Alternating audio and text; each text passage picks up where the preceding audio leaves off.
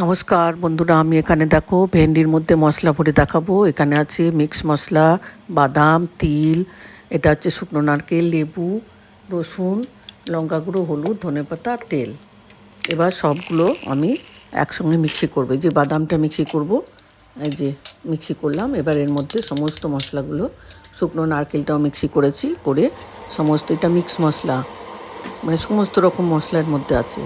এই সব কিছু একসঙ্গে, নুন, হলুদ, তারপরে বাদাম, এইসব সব দিয়ে মিক্সি করব, দিয়ে সামান্য তেল দিয়ে জিনিসটাকে মাখবো।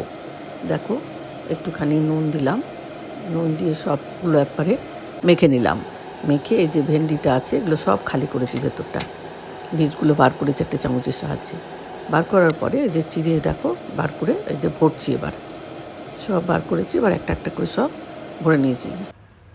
দেখো হয়ে গেল আমার ভেন্ডি মশলা। ভালো লাগলে একটা লাইক, কমেন্ট, শেয়ার আর সাবস্ক্রাইব করে